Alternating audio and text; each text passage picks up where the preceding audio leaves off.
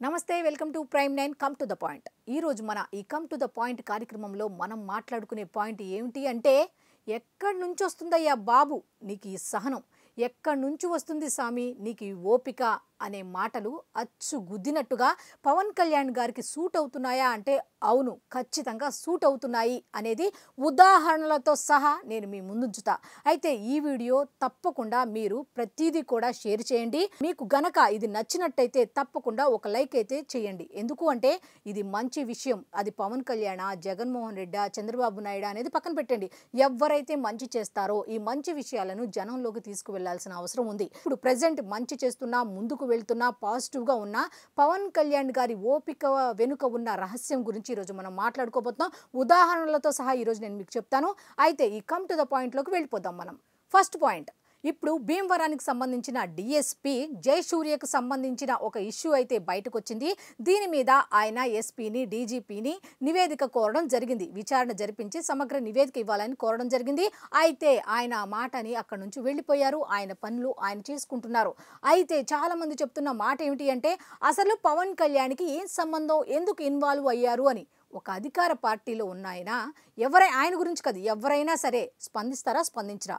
కానీ ఆయన స్పందించలా. ఎందుకంటే ఆయన ట్రెండ్ ఫాలో అవ్వరు, సెట్ చేస్తారు. ఎందుకంటే అది అందరికీ తెలిసిందే. ఏమిటి అంటే ఎక్కడా స్పందన లేదు. ఎంతమంది ఎన్ని రకాల మాటలు.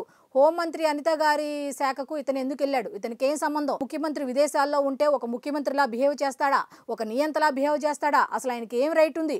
అసలు ఉప ముఖ్యమంత్రి పదవి అనేది అసలు రాజ్యాంగంలో లేదు. ఓన్లీ ఒక పొజిషన్ కోసం మాత్రమే దాన్ని క్రియేట్ చేశారు అన్నట్టుగా చాలా మంది చెప్తున్నారు. ఈయన ఎక్కడా రియాక్షన్ లేదు. ఒక మాట మనం అన్నామంటే చాలా మంది ఇప్పుడు ఏం చేస్తున్నారు, 10 రకాల మాటలు బయటకు విసురుతున్నారు. అయినా సరే ఆయన ఏం స్పందించకపోగా ఆయన నిన్న కొన్ని ఆశ్చర్యకరమైన పనులు చేశారు. పిఠాపురం ఏరియా ఆసుపత్రిలో ఒక గర్భిణి బిడ్డకు జన్మనిచ్చిన తరువాత మరణించింది. అయితే దీనికి గల కారణాలు ఏమిటి అంటే డాక్టర్ల నిర్లక్ష్యం వల్ల ఆమె చనిపోయింది అన్న విషయం డిప్యూటీ సీఎం పవన్ కళ్యాణ్ గారికి, అలాగే ఆయన పిఠాపురం ఎమ్మెల్యే కాబట్టి ఆయన దృష్టికి వెళ్ళిందనమాట. అయితే ఆయన వెంటనే కలెక్టర్కి అలాగే డిఎంఓకి ఆదేశాలు జారీ చేశారు. ఏమని అంటే తక్షణ చర్యలు తీసుకోండి, ప్రజా ఆరోగ్యం ముఖ్యం.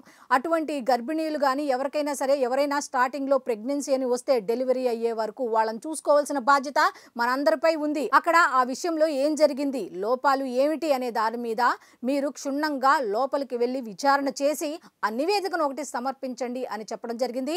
అలాగే ఆ తల్లిని కోల్పోయిన బిడ్డకు కూడా ఆర్థిక సహాయాన్ని అందించినట్టుగా తెలుస్తోంది. అయితే ఇది దేని బట్టి చెప్పొచ్చు మనం అంటే పవన్ కళ్యాణ్ యొక్క జవాబుదారీతనం గురించి. పాలిటిక్స్ అంటే ప్రజల ప్రాణాలు కాదు, జవాబుదారీతనం అని ఆయన పక్కాగా రుజువు చేశారా అంటే ఈ ఒక్క సంఘటనతో అవును ఆయన రుజువు చేశారని చెప్పొచ్చు. అయితే ఇంకా రెండో దాంట్లోకి వెళ్ళిపోదాం. గ్రామీణ ఆంధ్రాని సాధ్యం చెయ్యాలి, అభివృద్ధి చెయ్యాలి, సాధించాలి అంటే ఏం చేయాలి అంటే గ్రౌండ్ లెవెల్లో నుంచి మనం పని చేసుకుంటూ రావాలి. గ్రౌండ్ లెవెల్ అంటే ఏమిటి, గ్రామాలు, ఆ గ్రామీణ అభివృద్ధి. అది ఎలా సాధ్యం అవుతుంది అంటే డివిజనల్ అభివృద్ధి కార్యాలయాలు ఏర్పాటు చేయాలి. ఈ కార్యాలయాలు ఎప్పుడు ప్రారంభించాలి అంటే నవంబర్ 1 నుంచి ఈ కార్యాలయాలు ప్రారంభించాలి అని అధికారులను ఆదేశించడం జరిగింది. అంతేకాదు ఈ కార్యాలయాల ద్వారా ఏమేం జరగాలి అంటే గ్రామీణ ప్రజలకు అధికారులు అందుబాటులో ఉండాలి, వాళ్ళ సమస్యల పరిష్కారానికి అందుబాటులో ఉండాలి. అట్లాగే గ్రామీణ అభివృద్ధికి, గ్రామీణ ప్రాంతాల అభివృద్ధికి ఏ విధంగా ముందుకు వెళ్ళాలి అనే విధంగా అధికారులు ఆ డివిజనల్ అభివృద్ధి కార్యాలయాల్లో అందుబాటులో ఉండాలి అన్నట్టుగా కార్యాలయాలను నవంబర్ 1 నుంచి ప్రారంభించాల్సిందే అన్నట్టుగా తెలుస్తోంది. ఇక్కడ ఏం చెప్పొచ్చు అంటే ప్రజల కోసం పాలిటిక్స్, ప్రజా సేవ కోసం పాలిటిక్స్. జగన్ 2.0 కాదు, పవన్ 2.0 చూడండి. పవన్ 2.0 అంటే ఏంటి, ఇదిగో ఇదే 2.0. అయితే పాలకొండ ఎమ్మెల్యే జయకృష్ణ పవన్ కళ్యాణ్ గారి దృష్టికి ఒక సమస్యను తీసుకువెళ్లారట. ఏంటి అంటే పార్వతీపురం మన్యం జిల్లాకు సంబంధించిన వండువ గ్రామంలో 653 మంది ఇనాం భూములు సాగు చేసుకునే రైతులు ఉన్నారు. వాళ్ళకి అన్నదాత సుఖీభవ పథకం అనేది వెళ్ళట్లేదు, ఆ నిధులు అనేది వాళ్ళకి చేరట్లేదు, అన్నదాత సుఖీభవ వాళ్ళకి అందట్లేదు, మీరు ఏమైనా సహాయం చేయండి అని ఆ ఎమ్మెల్యే అడిగిన వెంటనే ఆయన ఏం చేశారో తెలుసా, సంబంధిత అధికారులను వెంటనే ఏం చేశారు అంటే అలర్ట్ చేశారు. సాధ్యమైనంత త్వరగా ఈ సమస్యను పరిష్కరించండి అన్నట్టుగా. అయితే ఇది పార్వతీపురం మన్యం జిల్లాకు మాత్రమే కేటాయించారా అంటే కాదు. రాష్ట్ర వ్యాప్తంగా ఉన్న ఇనాం భూములు, డీకేటీ పట్టాలు ఉన్న రైతులకు అన్నదాత సుఖీభవ అంది తీరాల్సిందే.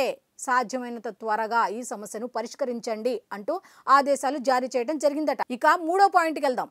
కోనసీమ తిరుమలగా భావించే వాడపల్లి శ్రీ వెంకటేశ్వర స్వామి వారి ఆలయానికి భక్తుల రద్దీ రోజు రోజుకు పెరుగుతోందని కొత్తపల్లి శాసనసభ్యులు బండారు సత్యానందరావు ఆయన దగ్గరికి ఒక సమస్యను తీసుకువెళ్లారట. ఏమిటి అంటే అది ఆలయానికి వెళ్లడానికి భక్తులు ఇబ్బంది పడుతున్నారట. ఏ విధంగా అంటే అక్కడ ఒక రోడ్డు అనేది కరెక్ట్ గా లేకపోవటం వల్ల ఏటిగట్టు రోడ్డుకు సంబంధించి నిధులు మంజూరు చేయండి ఆ రోడ్డు వేయటానికి అని కోరగానే వెంటనే ఆ నిధులు మంజూరుకు ఆయన ఆమోదం తెలిపారంట. ఇంతకన్నా ఇంకేం కావాలి? పవన్ కళ్యాణ్ ఆదర్శప్రాయంగా 10 మందికి నిలవాలి అంటే చాలా మంది ఇంకో విషయం తెలుసా, అయ్యో మా నియోజకవర్గంలో పోటీ చేస్తుంటే బాగుండేది కదా పవన్ కళ్యాణ్, మేము కూడా గెలిపించుకొని మా నియోజకవర్గాన్ని అభివృద్ధి చేసుకునే వాళ్ళమని చాలా మంది చెప్తున్న మాట.